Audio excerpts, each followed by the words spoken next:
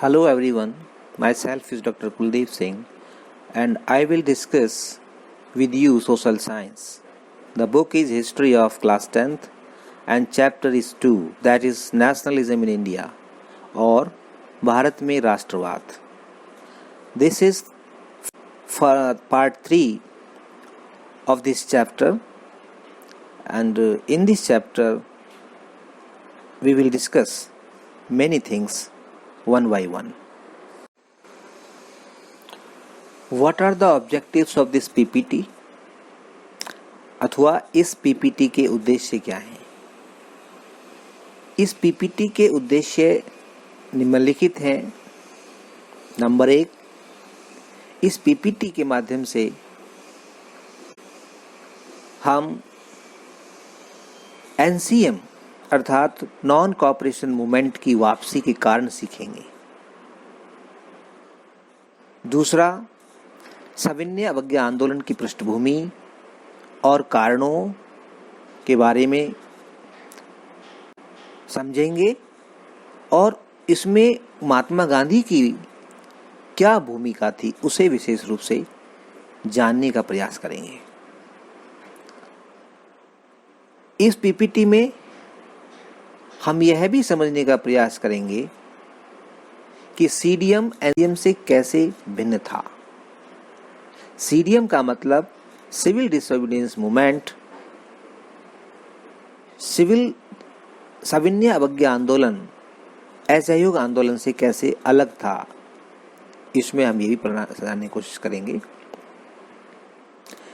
इसके अतिरिक्त सविनय अवज्ञा आंदोलन के दौरान नमक चाप मार्च, जिसको हम साल्ट मार्च के नाम से जानते हैं, और स्वराज के विभिन्न अर्थों को भी समझने का प्रयास करेंगे. ठीक उसी तरह से जैसे हमने NCM means non cooperation movement के दौरान ये समझने की कोशिश की कि वहाँ उस दौरान भी स्वतंत्रता के या स्वराज के अलग अलग लोगों के लिए अलग अलग अर्थ थे. इस पीपीटी के माध्यम से हम सविनय अवज्ञा आंदोलन की सीमा को भी समझने का प्रयास करेंगे और विभिन्न प्रकार के लोगों के बीच और सामूहिकता की भावना के प्रसार के लिए जिम्मेदार कारकों को भी समझने का प्रयास करेंगे. तो objectives of this PPT are learning causes of withdrawal of NCM, understanding background or causes of civil disobedience movement and role of Mahatma Gandhi, understanding how was CDM different from NCM, understanding Salt March and different meanings of Swaraj during CDM, understanding the limits of CDM, and understanding the factors responsible for spread of the feeling of collective belonging among different groups of people. Let's discuss the background or causes of civil disobedience movement. सविनय अवज्ञा आंदोलन की पृष्ठभूमि और कारणों की पड़ताल करते हैं. सविनय अवज्ञा आंदोलन भारतीय राष्ट्रीय मूवमेंट. सविनय अवज्ञा आंदोलन की पृष्ठभूमि और कारणों की पड़ताल करते हैं. सविनय अवज्ञा आंदोलन भारतीय राष्ट्रीय स्वतंत्रता संग्राम का एक महत्वपूर्ण आंदोलन था. यह आंदोलन नॉन कॉपरेशन मूवमेंट या हिंदी में कहें तो असहयोग आंदोलन के बाद चलाया गया था और इस आंदोलन का नेतृत्व भी महात्मा गांधी ने ही किया था. इस आंदोलन की क्योंकि इस आंदोलन ने ब्रिटिश सरकार के ऊपर कई प्रभाव छोड़े और ब्रिटिश सरकार को महात्मा गांधी के साथ एक समझौता करना पड़ा, जिसे हम गांधी इरविन पैक्ट के नाम से जानते हैं. तो आइए इस आंदोलन की पृष्ठभूमि के बारे में चर्चा करते हैं कि आंदोलन से पहले या आंदोलन के समय क्या हालात थे, क्या परिस्थितियां थी, क्यों महात्मा गांधी को असहयोग आंदोलन चलाना पड़ा. कुछ समय पहले ही असहयोग आंदोलन चलाया गया था। तो जैसे कि आप लोग जानते हैं कि उस समय देश के अंदर जब असहयोग आंदोलन चल रहा था, तो असहयोग आंदोलन जब अपने शिखर पर था, तो तभी वहां अचानक एक ऐसी घटना घट जाती है जिसकी वजह से बहुत ज़्यादा हिंसात्मक रुख इस आंदोलन का हो जाता है और सरकार भी बर्बर हो जाती है और आंदोलन को कुचलने का प्रयास करती है। तभी फिर गांधी जी उस आंदोलन को वापस लेने का फैसला करते हैं और ये घटना थी चौरी चौरा इंसिडेंस, चौरी चौरा की घटना जो फरवरी 1922 में हुई थी। चौरा चौरी की घटना क्या थी, इसके बारे में आप क्या जानते हैं, या चौरी चौरा घटना पर एक नोट लिखिए। इस तरह के प्रश्न आते हैं चौरी चौरा से संबंधित। चौरी चौरा उत्तर प्रदेश के गोरखपुर में एक स्थान है जहां पर असहयोग आंदोलन हिंसक हो गया था और आंदोलनकारियों ने, सत्याग्रहियों ने एक पुलिस चौकी पर हमला कर दिया था और उस पुलिस चौकी को आग के हवाले कर दिया था। इस घटना में कई सारे पुलिसकर्मी, पुलिस अधिकारी जल करके मर गए थे। इस घटना के बाद ब्रिटिश सरकार ने अपना आपा खो दिया और उसने बर्बर रुख अख्तियार कर लिया। उसने बर्बरता का परिचय दिया और आंदोलन को कुचलना शुरू कर दिया। सत्याग्रहियों की धरपकड़, उनको गिरफ्तार करना, उन पर लाठियां बरसाना, गोलियां चलाना, गिरफ्तार किया गया। बड़ी संख्या में लोग मारे भी गए। इस घटना से क्षुब्ध होकर के महात्मा गांधी ने असहयोग आंदोलन को वापस लेने का निर्णय कर लिया। तो ये एक पृष्ठभूमि जो हम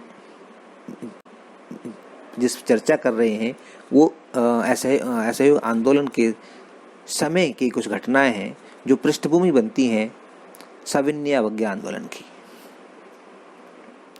इसके साथ ही उस समय भारत सरकार अधिनियम 1919 पास हुआ था। ब्रिटिश सरकार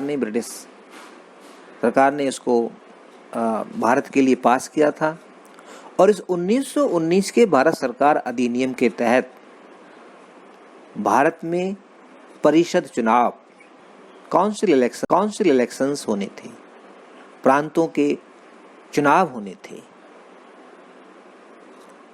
अब इस प्रांतों के इस चुनाव में कांग्रेस पार्टी के कुछ नेता भाग लेना चाहते थे, कुछ नेता इसका विरोध कर रहे थे। कोऑपरेट नहीं करना चाहिए, हमें सरकार के सभी गतिविधियों का बहिष्कार करना चाहिए। बहिष्कार का एक दौर चला भी था उस समय जब असहयोग आंदोलन चल रहा था। लेकिन उसी समय एक घटना और घटती है और कांग्रेस पार्टी के अंदर ही कुछ नेताओं ने स्वराज पार्टी का गठन कर लिया। Swaraj party was constituted by C.R. Das, Shatrunjan Das and Motilal Nehru in 1923 और वो चुनाव में भाग लेने का फैसला करते हैं। उन्होंने कहा हम चुनाव में भाग लेंगे। इसके साथ ही एक और घटना वहां घटती है जो कि वर्ल्ड वाइड एक इंसिडेंट थी। इंसिडेंट कह सकते हैं, फिनोमेना भी हम कह सकते हैं। बहुत बड़ी घटना थी, वर्ल्ड वाइड इकोनॉमिक डिप्रेशन और crisis that came in 1929 and 30। दुनिया भर में आर्थिक महामंदी या आर्थिक महासंकट देखने को मिला, ये 1929-1930 के समय की बात है। 1929-1930 में पूरी दुनिया में एक आर्थिक महामंदी छा गई, खास तौर से अमेरिका पर इसका बहुत भारी प्रभाव पड़ा। अमेरिका की पूरी अर्थव्यवस्था धाराशाही हो गई, तहस नहस हो गई। इसका असर दुनिया भर के देशों पर पड़ा और भारत भी इसके प्रभावों से बच नहीं सका। भारत पर भी इसके प्रभाव पड़े। इस डिप्रेशन के, इस क्राइसिस के प्रभाव क्या थे, ये एक अलग प्रश्न आता है, तो उस पर भी थोड़ी सी चर्चा करनी जरूरी है। इस क्राइसिस की वजह से खास तौर से अमेरिका चैप्टर में है, वहाँ भी इसको डिस्कस किया जाएगा, लेकिन मैं थोड़ा सा संक्षेप में बताऊंगा कि अमेरिका में एक आर्थिक जो तंत्र था वो तबाह हो गया। व्यापार, उद्योग धंधे सब बंद पड़ गए। वहाँ की बैंकें बंद हो गईं, बहुत सारी बैंकें जो है दिवालिया हो गईं, बर्बाद हो गईं, और वहाँ पर लोगों को बेरोजगारी का सामना करना पड़ा। महामंदी छा गई, वस्तुओं के दाम गिर गए, मुद्रा का जो दाम था वो भी गिर गया। तो इस तरह से अमेरिका की इस दुर्दशा का असर विश्व के दूसरे देशों पर भी पड़ा और भारत पर भी इसका प्रभाव पड़ा। भारत में भी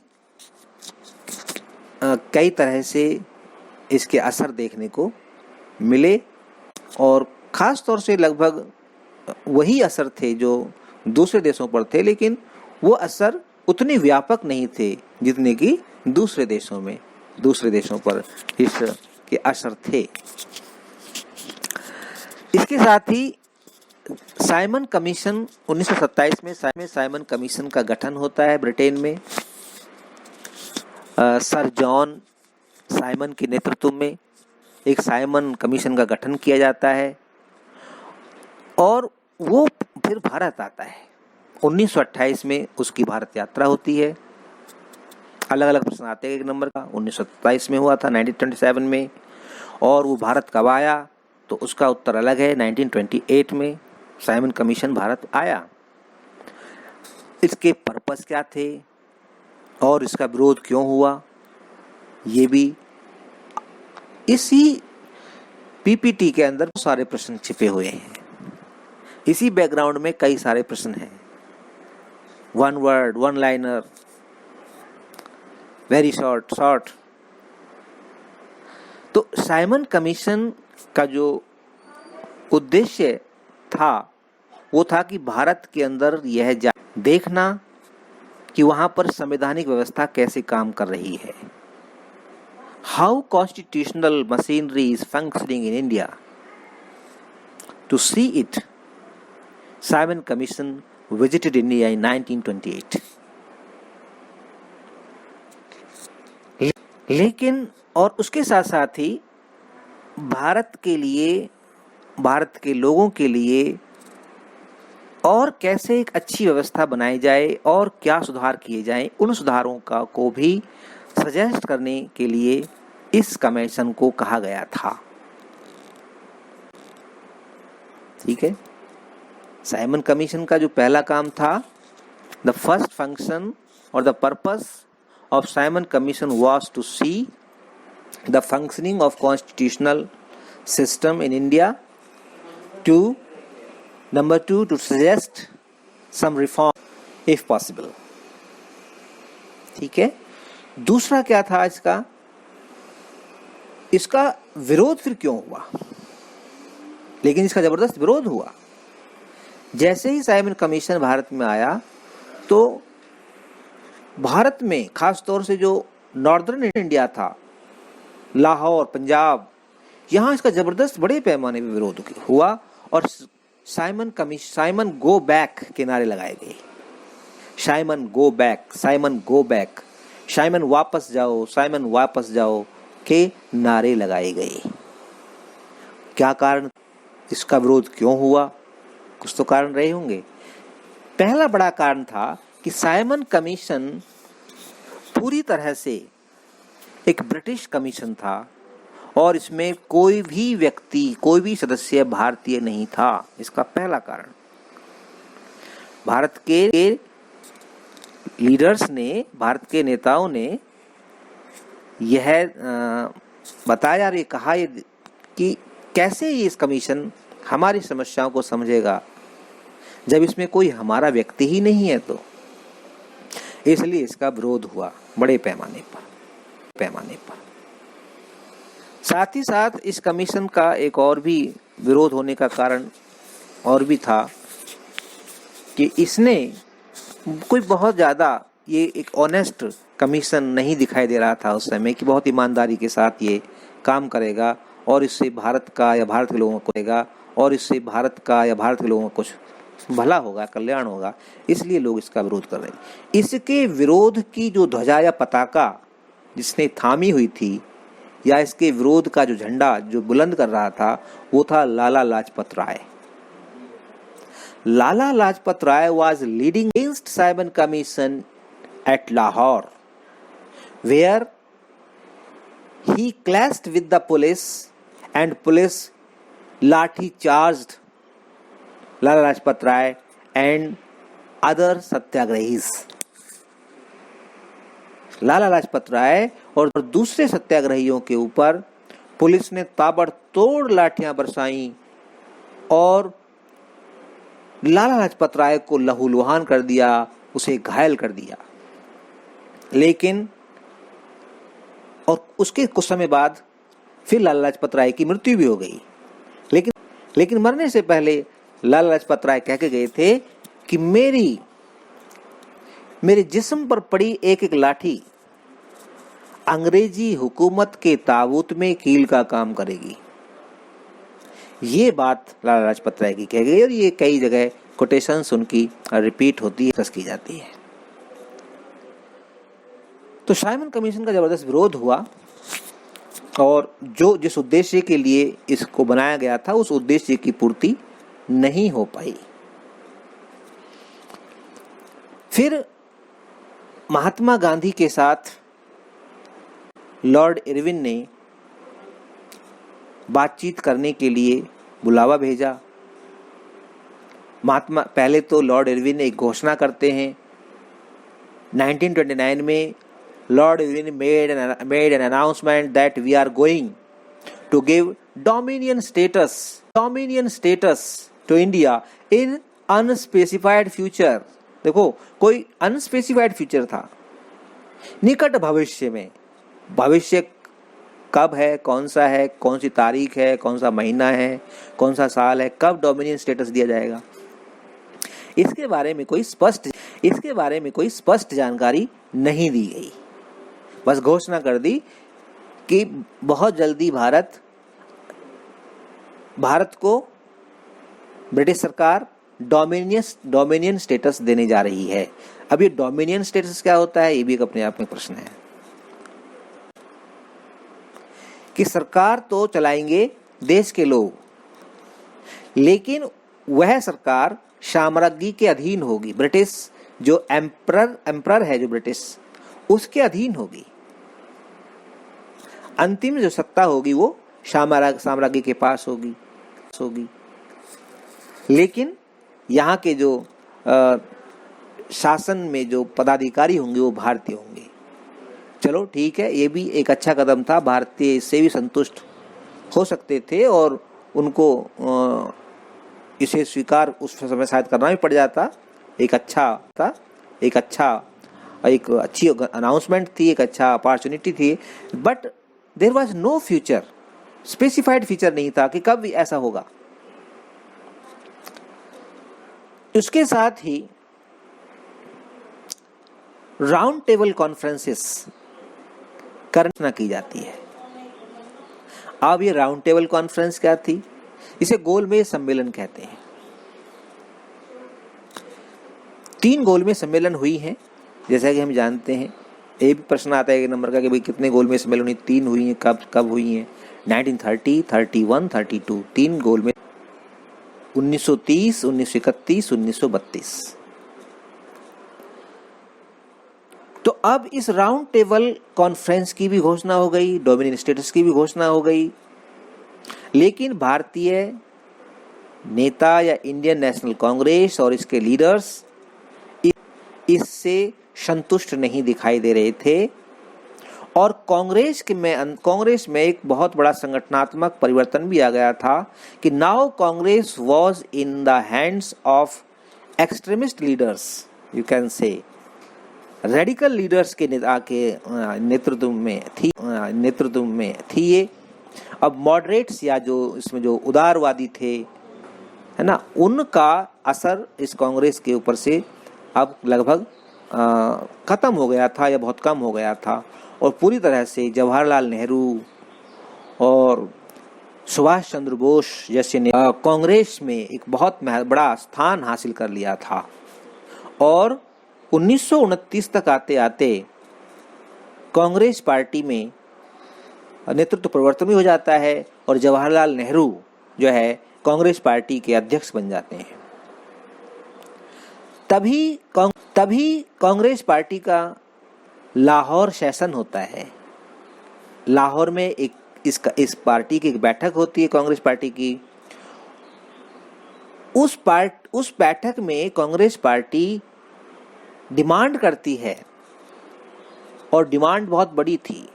डिमांड क्या थी?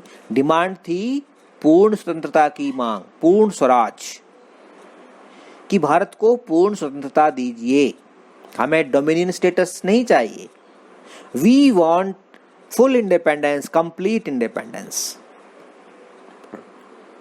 Okay, it was also declared that we are going to celebrate 26 January 1930 as Independence Day। आप स्वतंत्रता चाहे दें या ना दें, लेकिन हम अपने आप को स्वतंत्र मानते हैं और 26 जनवरी 1900 को हम पूरे देश के अंदर स्वतंत्रता दिवस मनाएंगे, ये भी घोषणा कर दी गई। तो एक बहुत बड़ा डेवलपमेंट था ये। Under the presidentship of Jawaharlal Nehru, Congress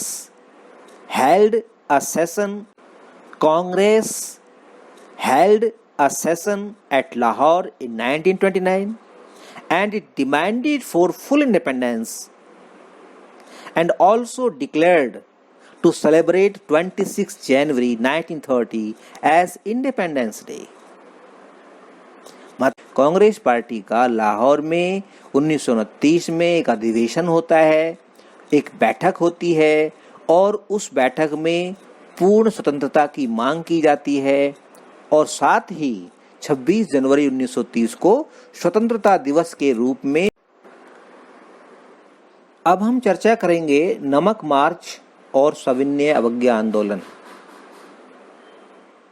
मतलब नमक मार्च के साथ, नमक मार्च होता है जिसको साल्ट मार्च कहते हैं, नमक बनाने के लिए सविनय अवज्ञा आंदोलन। मतलब नमक मार्च के साथ, नमक मार्च होता है जिसको साल्ट मार्च कहते हैं, नमक बनाने के लिए एक यात्रा शुरू की जाती है और वो यात्रा जब समाप्त होती है तो वहाँ पर नमक बनाया जाता है और नमक बनाने के साथ ही सविनय अवज्ञा आंदोलन शुरू हो जाता है। तो ये सब बातें हम इसमें डिस्कस करेंगे। अब जैसे कि हमने पीछे देखा कि अब एक तरह से माहौल पूरी तरह से बन चुका था कि फिर से एक आंदोलन चलाया जाए देश के अंदर। कांग्रेस पार्टी आक्रामक हो गई थी और कांग्रेस पार्टी ने पूर्ण स्वराज या पूर्ण स्वतंत्रता की मांग भी कर दी थी। 26 जनवरी 1930 को इंडिपेंडेंस डे सेलिब्रेट करने की घोषणा भी कर दी थी। तो गांधी जी ने अब देखा कि भाई अब इस आंदोलन को और बड़े पैमाने पर चलाया जाना चाहिए और यदि हम इसमें, जब देश आज़ाद हो जाएगा, देश में स्वराज आ जाएगा। लेकिन गांधी जी कुछ ऐसी चीज की तलाश कर रहे थे कि कैसे पूरे भारतीयों को एकता के सूत्र में बांधा जाए। लगाऊंगा how to unite people, Indian people, Bharat के लोगों को कैसे एक सूत्र में बांधें, वो कुछ ऐसी तलाश में थे। तभी उन्हें महसूस हुआ, उन्होंने पाया कि नमक एक ऐसी चीज है जो सभी भारतीयों को एकता के सूत्र में बांध सकती है। Salt is the thing of common use, सभी यूज करते हैं इसको, चाहे वो अमीर है या गरीब है, कोई भी किसी भी जाति का है, किसी भी धर्म का है, किसी भी क्षेत्र में रहता है, नमक तो सभी यूज करते हैं। तो नमक उस समय एक बड़ी समस्या थी, नमक अपने आप में एक प्रॉब्लम थी, क्योंकि नमक बनाने पर ब्रिटिश सरकार का ही एकाधिकार था। It was the monopoly of British government to make salt, to produce salt का उत्पादन करना या साल्ट को बनाना, ये ब्रिटिश गवर्नमेंट के ही एकाधिकार में था। वही नमक बनाती थी, उसी की जो एजेंसियां थी, उसी की जो कंपनियां थी, वही नमक बनाती थी। और ये नमक बहुत महंगा होता था, इसके ऊपर टैक्स था, बहुत भारी टैक्स था नमक के ऊपर, बहुत भारी टैक्स था नमक के ऊपर। तो लोगों को, महात्मा गांधी जी को लगा कि इस नमक के प्रतीक से ही, इस नमक के जरिए ही हम पूरे भारत को एकता के सूत्र में बांधेंगे। तो उन्होंने नमक सत्याग्रह कह लीजिए या नमक यात्रा शुरू। गांधी जी ने सबसे पहले तो एक लेटर देते हैं गवर्नमेंट को, लॉर्ड इरविन को। उस वक्त लॉर्ड इरविन वायसराय हुआ करते थे भारत के, और उस वायसराय को ये उन्होंने पत्र दिया 31 जनवरी 1930 को, और उस पत्र के अंदर 11 मांगे शामिल थीं, और उन 11 मांगों में से कई मांगे सामान्य थी और कई मांगे विशिष्ट थी। और उन विशिष्ट मांगों में से एक मांग थी नमक कर का उन्मूलन, एबोलिशन ऑफ साल्ट टैक्स। ठीक है, तो एक बहुत बड़ी डेवलपमेंट। गांधी जी ने अपने आप ही ऐसे ही यूं ही उठकर नहीं चल दिया आंदोलन करने के लिए, उन्होंने एक पहले उसके लिए पृष्ठभूमि तैयार की। गवर्नमेंट के पास भी ये मौका ना रहे कि भाई आपने किस तरह से आप अराजकता फैला देते हो, आंदोलन करते रहते हो, लोगों को भड़काते रहते हो। उन्होंने एक पहले अपने डेमोक्रेटिक तरीके से एक लेटर लिखा, और उस लेटर के अंदर 11 मांगे थी, और उन 11 मांगों में से एक मांग थी नमक कर का उन्मूलन। तो Mahatma Gandhi wrote a letter on 31st January 1930 to Viceroy Lord Irwin that included 11 demands, out of which some were general and some were specific. And the most important demand was abolition of salt tax.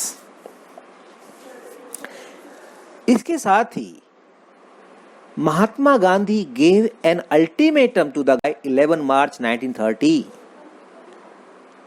उन्होंने कहा कि या तो आप 11 मार्च तक ये मांगे पूरी कर दो, 11 मार्च 1930 तक ये मांगे पूरी करो, अन्यथा सिविल डिसोबीडियंस मूवमेंट अथवा सविनय अवज्ञा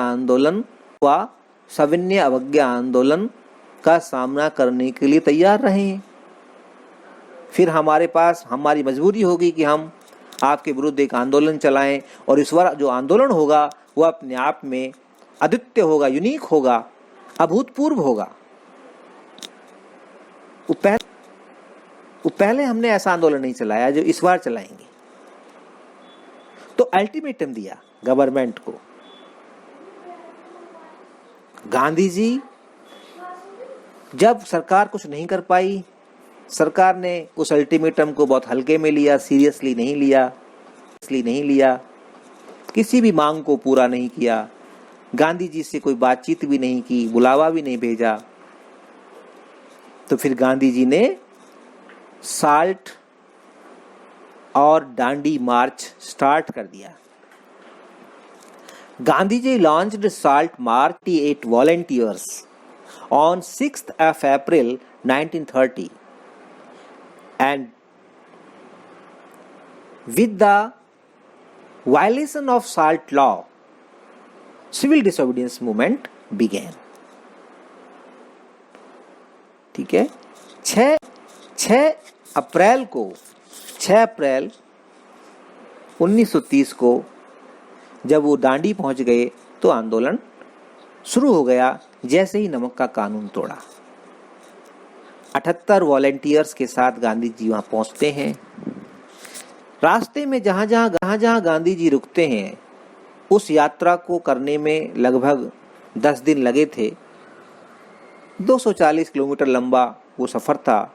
साबरमती आश्रम से, अहमदाबाद के साबरमती आश्रम से और डांडी तक पहुंचना। डांडी गुजरात के तट पर था, समुद्री तट पर। तो वहां पर बीच रास्ते में रुकते थे और जहां भी रुकते थे ये लोगों को इकट्ठा करते। इकट्ठा करने के बाद अपने विचार व्यक्त करते, भाषण देते और लोग इनको सुनने के लिए आते। लोग दूर जो आसपास के गांव थे वो उनके साथ जुड़ जाते और वो भी उस यात्रा में शामिल हो जाते, उनमें से बहुत सारे लोग। इस तरह से 6 अप्रैल 1930 को ये पहुंच जाते हैं। वहां समुद्र के पानी को उबाल करके नमक बनाया जाता है और जैसे ही नमक बनाया तो नमक का कानून टूट गया। और नमक का कानून टूट गया इसका मतलब अवज्ञा हो गई। और इस आंदोलन का उद्देश्य भी अवज्ञा ही था। The main purpose of this movement was disobedience. वो पहले अगले वाले जो उसमें हम डिस्कस करेंगे। अब ये प्रश्न उठता है कि भाई how was CDM different from NCM. Non cooperation movement या असहयोग आंदोलन से सविनय अवज्ञा आंदोलन कैसे अलग था, कैसे भिन्न था? अलग तो था ही। इसके अलग और वो कारण क्या थे कि यह आंदोलन जो था ये ब्रेकिंग कॉलोनियल लॉज था, जबकि नॉन कॉपरेशन मूवमेंट या असहयोग आंदोलन वॉज रिफ्यूजल फॉर कॉपरेशन। उसमें सहयोग करने से मना कर दिया गया था कि हम कोई सहयोग नहीं करेंगे। सरकार का बहिष्कार किया गया और साथ ही साथ पिकेटिंग की गई, रेजिग्नेशंस आए बहुत सारे लोगों के, है ना। नॉन कॉपरेशन था लेकिन कानून नहीं तोड़े थे, उसके अंदर ब्रेकिंग लॉस नहीं थे। लेकिन इस आंदोलन में कानूनों को तोड़ा गया। कानून कैसे तोड़ा गया? नमक बना के कानून तोड़ा गया कि अब हम नमक बनाएंगे और जो आपको करना है कर लो। क्योंकि नमक बनाना कानून तोड़ना ही था, क्योंकि नमक बनाने का काम सिर्फ ब्रिटिश गवर्नमेंट के ही की जो एजेंसियां थी या कंपनियां थी वही करती थी और कोई नहीं कर सकता था। तो इस तरह से ये कानून उस असहयोग आंदोलन से अलग था, भिन्न था, क्योंकि इस आंदोलन में कानून तोड़ा गया, जबकि असहयोग आंदोलन में कानून नहीं तोड़ा गया, वहां सिर्फ असहयोग किया गया था। What were the programs or activities adopted during CDM? एक क्वेश्चन ये भी आता है ना। और जब बड़ा क्वेश्चन डिस्कस 6 नंबर का डिस्कस कर रहे थे, फिर उसमें पूरा क्वेश्चन पूरा लिखना पड़ेगा, उसकी स्टार्टिंग, है ना, उसके फिर रीजंस और फिर उसके प्रोग्राम्स सब आते हैं। और अलग से भी अगर क्वेश्चन आता है तो प्रोग्राम्स और एक्टिविटीज के बारे में पूछ सकता है। सविनय अवज्ञा आंदोलन के दौरान क्या कार्यक्रम और गतिविधियां अपनाई गई? ठीक है, क्या कार्य योजना थी, क्या क्या किया गया आंदोलन के दौरान? तो इसका जो प्रोग्राम किया गया आंदोलन के दौरान। तो इसका जो प्रोग्राम था लगभग वही था जो नॉन कोऑपरेशन मूवमेंट का था, लेकिन उससे थोड़ा सा एक अलग था इसमें कि इसमें नॉन कोऑपरेशन के साथ साथ ब्रेकिंग लॉस भी था, कानूनों को तोड़ा। इसमें एक महत्वपूर्ण एक्टिविटी थी कि हम कानूनों को तोड़ेंगे। तो ब्रेकिंग लॉस या ब्रीचिंग लॉस कह सकते हैं, ब्रीच वर्ड आता है, कानून को भंग करना, कानून का उल्लंघन करना, या वायलेशन ऑफ लॉस भी कह सकते हैं। बायकॉट, बहिष्कार, बहिष्कार वही फॉरेन गुड्स का, विदेशी वस्तुओं का बहिष्कार, खासतौर से अंग्रेजी वस्तुओं का बहिष्कार, ब्रिटिश वस्तुओं का बहिष्कार, जिसमें कपड़े शामिल थे, जिसमें फर्नीचर वगैरह शामिल था। रेजिग्नेशन, और मुख्याध्यापक अध्यापिकाओं ने, मुख्याध्यापक ही थे उस टाइम पे ज़्यादातर, उन्होंने, प्रोफेसर्स ने और दूसरे जो कर्मचारी थे उन्होंने रेजिग्नेशन दिए, त्यागपत्र दिए अपने पदों से। उसके साथ ही पिकेटिंग की गई। पिकेटिंग किसकी? वही शराब की दुकानों और गोदामों की पिकेटिंग की गई। रास्ते रोक दिए गए ताकि कोई उन दुकानों के अंदर, उन गोदामों के अंदर ना जा सके और कोई अंदर से बाहर ना आ सके। इसके साथ ही पीजेंट्स ने, पीजेंट्स मतलब किसान होते, किसानों ने राजस्व और चौकीदारी कर का भुगतान करने से मना कर दिया, लगान देने से मना कर दिया। कहा कि हम कोई लगान नहीं देंगे, और लगान नहीं देना भी, चौकीदारी टैक्स नहीं देना भी कानून तोड़ना ही था, कानून का उल्लंघन करना ही था। और उद्देश्य इस आंदोलन का कानून को तोड़ना ही था, अवज्ञा करना था, डिसोबीडियंस करना था। जो वन्य लोग थे, जो जिनके द्वारा वन कानूनों का उल्लंघन किया गया। वन कानून क्या थे कि कोई जंगल के अंदर नहीं जाएगा, कोई वहां से लकड़ी नहीं लाएगा, कोई वहां शिकार नहीं करेगा, वगैरह वगैरह। अब लोग वहां गए, जंगलों में गए, वहां से लकड़ियां भी काटी और जो उनके मन में आया किया, तो वन कानूनों का भी उल्लंघन किया गया। तो ये जो है बड़े पैमाने पर इस आंदोलन की मुख्य गतिविधियां थी। The main programs or activities adopted during CDM were breaking laws, boycotting foreign goods, mainly imported from Britain, resignations, many teachers and other officials resigned from their posts, picketing, women and men picketed the wine shops, peasants refused to pay revenue and chowkidari taxes, and the forest people violated the forest laws, the forests.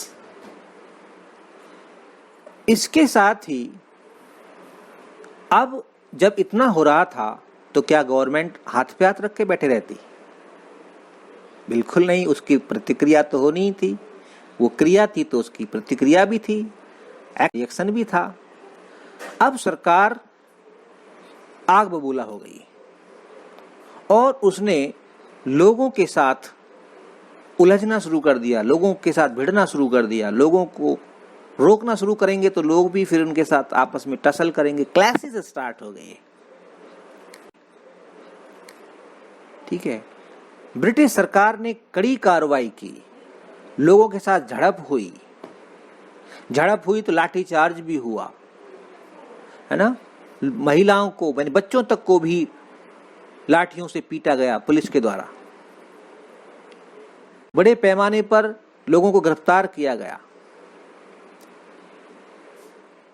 Khan Abdul Gaffar Khan, जिसको सीमांत गांधी के नाम से जाना जाता है, एक number प्रश्न आता है कि सीमांत गांधी के नाम से किसे जाना जाता है? Who is known as the marginal Gandhi? Abdul Gaffar Khan is known as marginal Gandhi. तो अब्दुल गफ्फार खान को भी पेशावर में गिरफ्तार कर लिया गया, जिसकी वजह से पेशावर में काफ़ी तोड़फोड़ हुई, काफ़ी हिंसा हुई। वहाँ पर पुलिस के साथ हिंसक झड़पें हुई। पुलिस ने भी बर्बरता का परिचय दिया, लाठियाँ भांजी लोगों के पुलिस ने भी बर्बरता का परिचय दिया, लाठियाँ भांजी लोगों के ऊपर और लोगों को लहूलुहान कर दिया। बड़ी मात्रा में लोगों को गिरफ्तार कर लिया। गांधी जी को भी गिरफ्तार कर लिया गया। Gandhi ji was also arrested. जब गांधी जी तो फिर आंदोलनकारी और भड़क गए, और जब आंदोलनकारी भड़क गए तो सरकार भी भड़क गई, और फिर सरकार ने बड़े पैमाने पर धरपकड़ शुरू की और लगभग 1 लाख लोगों को गिरफ्तार कर लिया और उन्हें कैद में डाल दिया, जेल में डाल दिया। ओके, अब इसके साथ ही जब देखा कि अब ये आंदोलन ठंडा पड़ने लगा है, अब क्योंकि बड़ी मात्रा में सरकार अंग्रेजी सरकार ने बर्बरता का परिचय दिया है, उसने अपनी बर्बरता दिखाई है और आंदोलन को कुचलने लग रही है, लोगों के ऊपर हिंसात्मक तरीके से लोगों को दबाने का कोशिश कर रही है सरकार। तो फिर महात्मा गांधी जी के साथ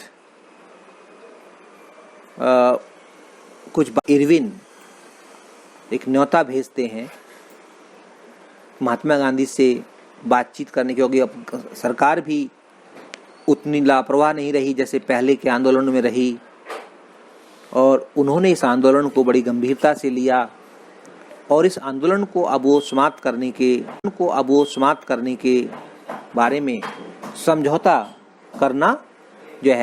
करने के बारे में सोचने लगे। तो उन्होंने Lord Irwin invited Gandhi and asked him to sign a pact that is known as Gandhi-Irwin Pact. Gandhi Irwin समझौता पर 5 मार्च 1931 में हस्ताक्षर हो जाते हैं।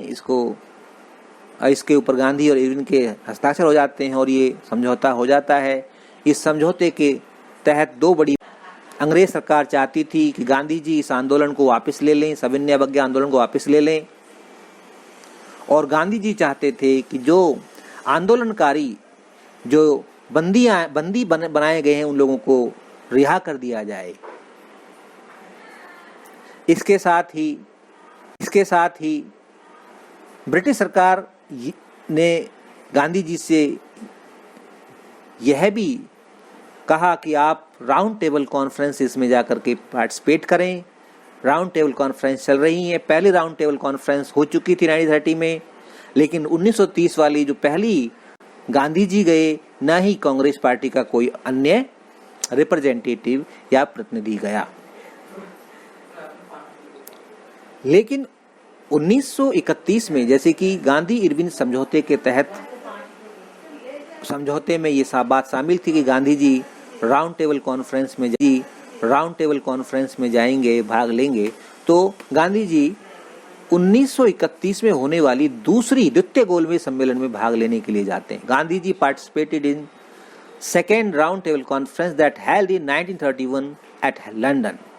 ये तीनों के तीनों जो सम्मेलन थे ये लंदन में ही हुए थे। But the talks failed. Gandhi ji जिस उम्मीद के साथ इस कॉन्फ्रेंस में पार्टिसिपेट करने के लिए गए थे, भाग लेने के लिए गए थे, वो उम्मीदें, वो आशाएं गांधी जी वहां से वापस लौट आए। और ये वह समय था जब गांधी जी की डॉक्टर अंबेडकर के साथ वहां पर झड़प हुई थी।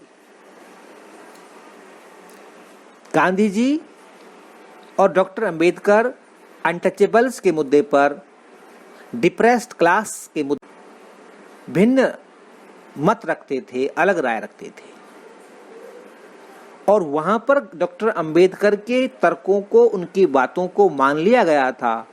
इसी बात से नाराज होकर गांधी जी वहां से वापिस आ गए और ये कहा कि मैं खाली हाथ वापस आया हूं।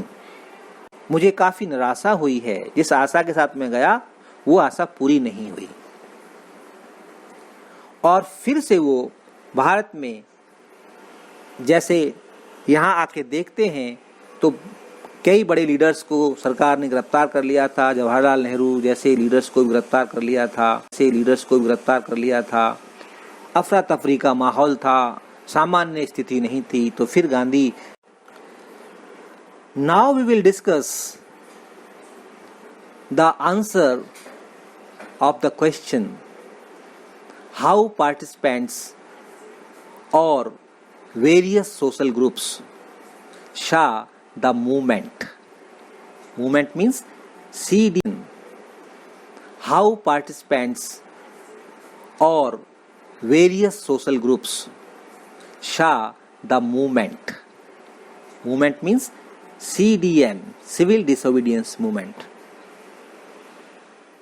Means प्रतिभागियों ने इस सविनय अवज्ञा आंदोलन को कैसे देखा।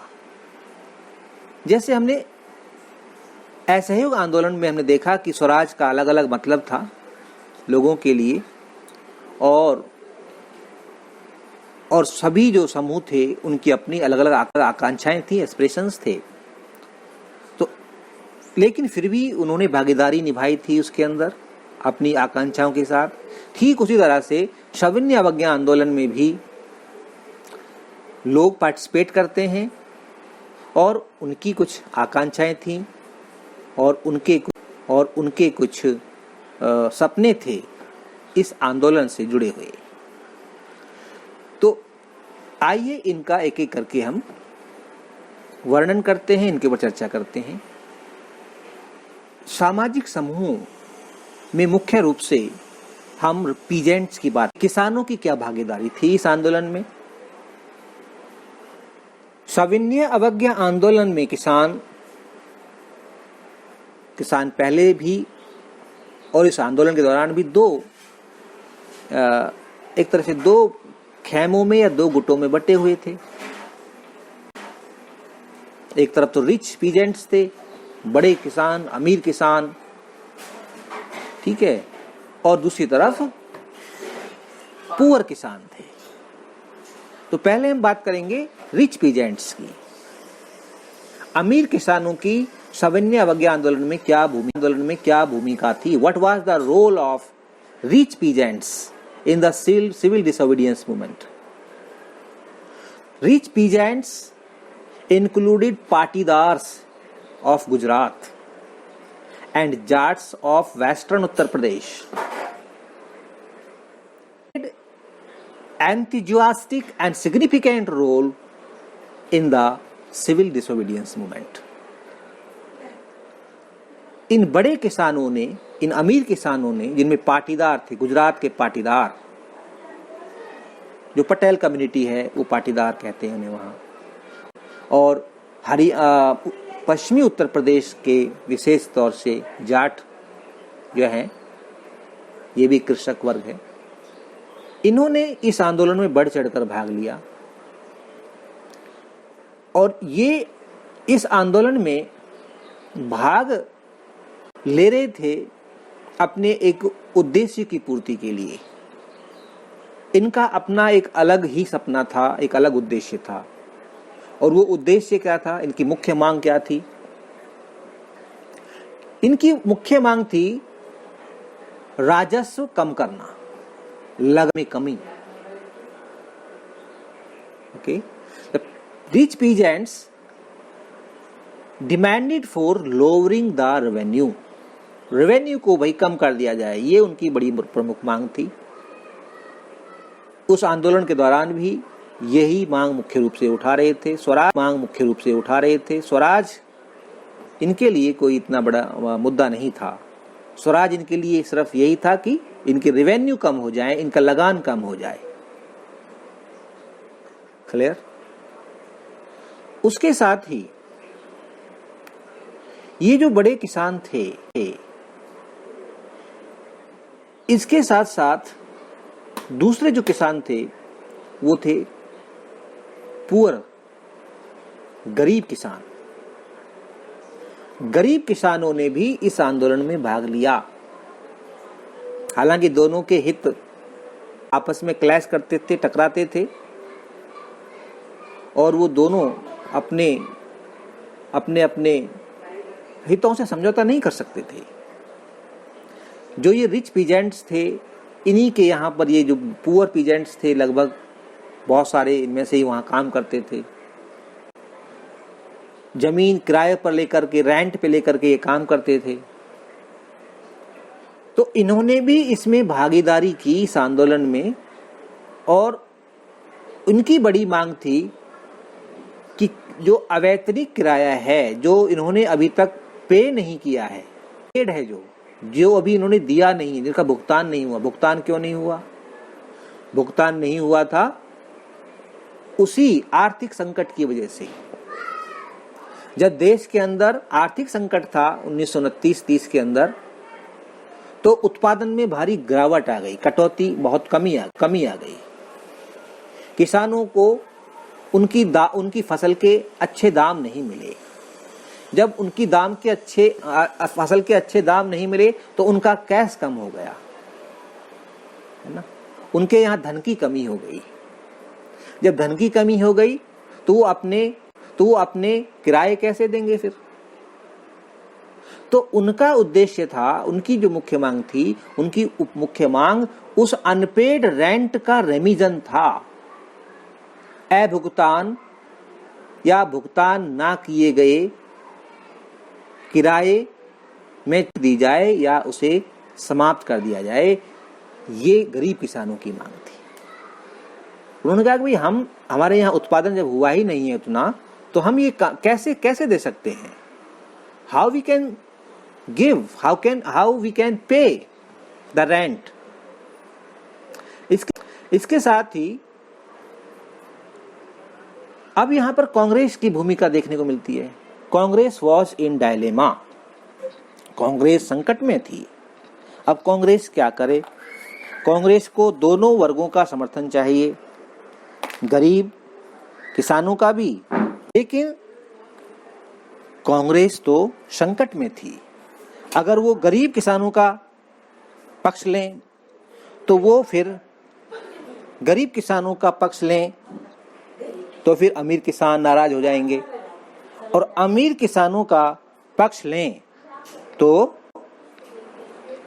फिर गरीब किसान नाराज हो जाएंगे। इसके साथ ही कांग्रेस ने चुप रहने में भलाई समझी, और चुप रहना ही क्या एक तरह से कांग्रेस ने उस समय गरीब किसानों की मांग या उनका समर्थन नहीं किया। गरीब किसानों का साथ नहीं दिया। की मांग का समर्थन करते तो अमीर किसान नाराज हो जाते। तो Congress party did not support poor peasants demand. अब इससे गरीब किसान कांग्रेस से छिटकने लगे, दूर होने लगे, उससे पीछे हटने लगे, जिसका असर आंदोलन पे भी पड़ेगा आगे जाके। कांग्रेस पार्टी को गरीब किसान अब अमीर किसानों की पार्टी के रूप में देखने लगे। तो ये नकारात्मक प्रभाव था उस समय कांग्रेस के स्टैंड का। लेकिन कांग्रेस भी क्या करती, अगर कांग्रेस गरीब किसानों का साथ देती तो अमीर किसान नाराज हो जाते। अब जो चंदा आ रहा था, जो पैसा आ रहा था, वो अमीर किसानों से आ रहा था पार्टी के लिए, तो फिर पार्टी नहीं चल पाती। इसमें चौथा जो पॉइंट है वो है बिजनेस क्लास, यानी कि रिच पीजेंट्स, पुअर पीजेंट्स के अलावा बिजनेस क्लास का भी हम जिक्र करेंगे। वो भी एक अपने आप एक सामाजिक समूह था। Business class enthusiastically supported the civil disobedience movement. Okay, industrialists like Thakur Das, Purushottam Das, and G.D. Birla ji supported openly this movement. They not only supported the movement but also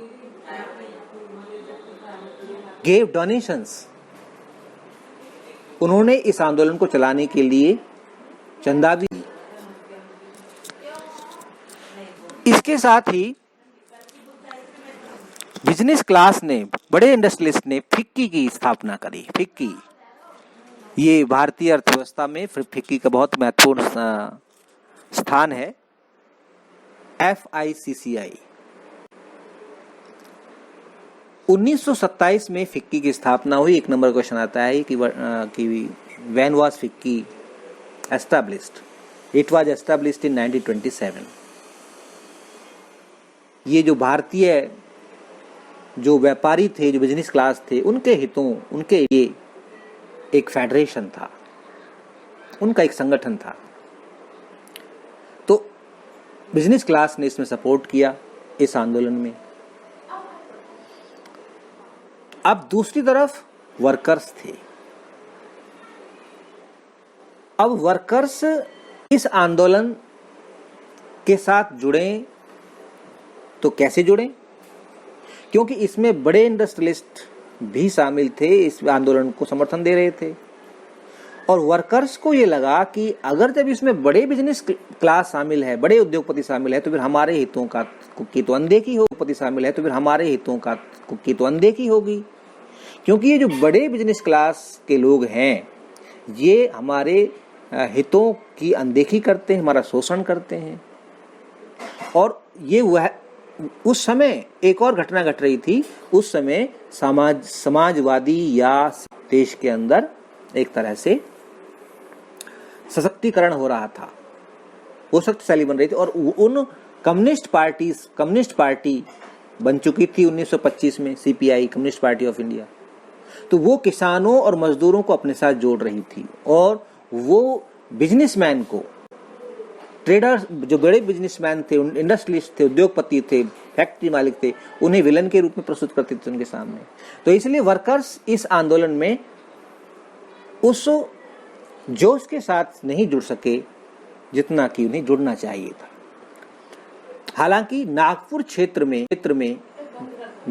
क्षेत्र के जो workers थे, उन्होंने इस आंदोलन में भाग लिया, और उनका जो भागीदारी थी वो बहुत जबरदस्त भागीदारी थी। इसके साथ ही इस आंदोलन में एक और सामाजिक वो था महिला, women. What was the women's participation in civil disobedience movement, या discuss the women's participation in civil disobedience movement, इस तरह का क्वेश्चन पूछ सकता है। महिलाओं ने इस आंदोलन में बढ़ चढ़कर भाग लिया, इसमें कोई संदेह नहीं है। और उन्होंने गांधी जी के रूप में एक भारत के एक नए नेता के रूप में देखा, और उन्हें लगा कि शायद ये गांधी जी के नेतृत्व में भारत की जो समस्याएं वो कम होंगी। लेकिन उनकी जो समस्याएं, जो महिलाओं की जो समस्याएं थीं, वो समस्याएं अपने अलग प्रकार की थीं, क्योंकि महिलाओं को तो जेंडर डिस्क्रिमिनेशन का शिकार होना पड़ रहा था। उनकी समस्याएं अपने आप में अलग समस्याएं थी। लेकिन इस आंदोलन में महिलाओं की जेंडर प्रॉब्लम्स का समाधान हो जाएगा, ऐसी कोई बात नहीं कही गई थी। और ना ही महिलाओं की भी कोई ऐसी बड़ी मांग थी कि भी हमारे जेंडर डिस्क्रिमिनेशन को रोका जाए, ऐसी कोई बड़ी मांग नहीं थी। लेकिन फिर भी महिलाओं ने उस आंदोलन में भागीदारी की और उस आंदोलन को एक नई गति प्रदान की। अब जैसे जैसे ये आंदोलन आगे बढ़ रहा था, तो एक लंबा दौर, एक लंबा समय निकल गया था, क्योंकि ये आंदोलन रीलॉन्च हो गया था, रीलॉन्च होने जा रहा था। एक आंदोलन बीच में दम भी तोड़ गया था, बीच में ये आंदोलन रुक भी गया था। जब गांधी इरविन पैक्ट हुआ तो ये आंदोलन वापस ले लिया गांधी जी ने, कुछ समय के लिए इसको सस्पेंड कर दिया। आंदोलन अपनी अंतिम यात्रा की तरफ बढ़ रहा था, अपनी समाप्ति की ओर बढ़ रहा था। और इस आंदोलन के अंतिम समाप्ति की ओर बढ़ने के जो मुख्य कारण इन्हीं में छिपे हुए थे, जो हमने अभी डिस्कस किए हैं। नंबर एक, इसमें यह आंदोलन बहुत लंबा आंदोलन चल रहा था। अब इतना लंबा सब्र, इतनी लंबी समय, पेशेंस हर एक किसी के पास नहीं होता। कब तक लोग आंदोलन करेंगे? तो पहला कारण, इस आंदोलन का लंबा खिंचना एक इसका कारण था। इस आंदोलन से उतने अच्छे रिजल्ट्स या उसके उतने अच्छे फ्रूट्स नहीं आ रहे थे, फल नहीं मिल रहे थे जो मिलने चाहिए थे। तो इसलिए लोग जो है धीरे धीरे इस आंदोलन से पीछे हटने लगे। फिर वही पुअर पीजेंट्स इससे पीछे हटने लगे, क्योंकि उन्होंने देखा कि इसमें तो रिच पीजेंट्स का बोलबाला, और वो गरीब किसान पीछे हटने लगे। मजदूर वर्ग जो था वो भी इस आंदोलन से अलग रहा। तो ये आंदोलन धीरे धीरे समाप्त हो गया। और एक बड़ा जो कारण था इसका, वो था इस आंदोलन को स्थगित करना, जो कि गांधी जी ने स्थगित किया था 1931 में गांधी इरविन पैक्ट के बाद। तो इसके बाद जो रिच पीजेंट्स थे, खासतौर से पाटीदार और जाट, इन्होंने इसका बड़ा विरोध किया था। उस वक्त आंदोलन अपने चरम पर था और वो गांधी जी ने वापस ले लिया। तो इसका इन्होंने विरोध किया था, और जब ये आंदोलन रीलॉन्च किया गांधी जी ने, फिर आगे नहीं आए। फिर इस आंदोलन को उन्होंने उतना जबरदस्त समर्थन नहीं दिया जैसे कि पहले दिया था। उन्होंने क्या फायदा इस आंदोलन। Thank you for watching this PPT video. If this video has helped you to understand the National Freedom Movement, please like it and share it. Thank you once again.